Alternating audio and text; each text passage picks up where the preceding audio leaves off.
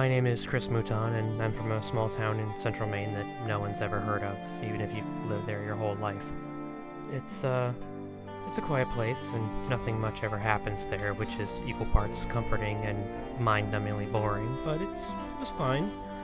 You know, it was good and quiet, and you could shoot all the guns you want off the back deck because none of the neighbors cared. I joined the Army right out of high school and became a cavalry scout, where I got sent off to Iraq and, spent a lot of time in the sun just working on my tan, and I got to meet lots of interesting and exotic people who loved Americans and never had anything bad to say about us at all, which was really great. They were nice, and I got to take in the sights of an ancient civilization where nothing bad ever happened to us. Almost.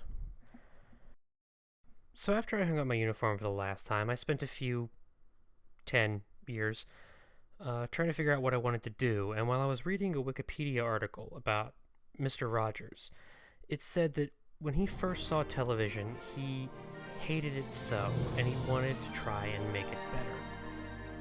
And that really meant a lot to me, because he was always an inspiration growing up. I'm very much concerned, as I know you are, about what's being delivered to our children in this country.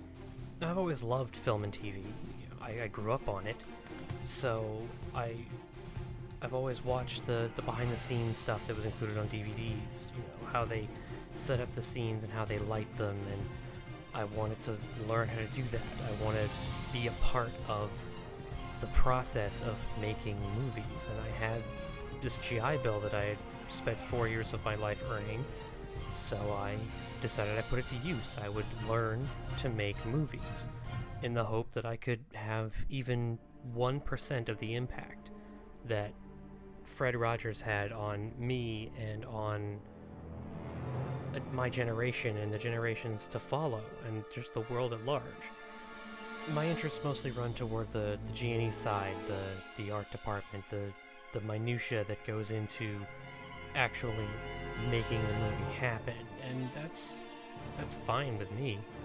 We can't all be a Spielberg or a Whedon or an Abrams, but just having my name in the credits is good. It means that I'm making an impact in whatever small way. I'm helping to make movies better.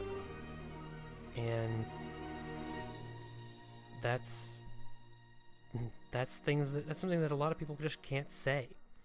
They can't say that they had their names up on a 40-foot screen for all the world to see and admire.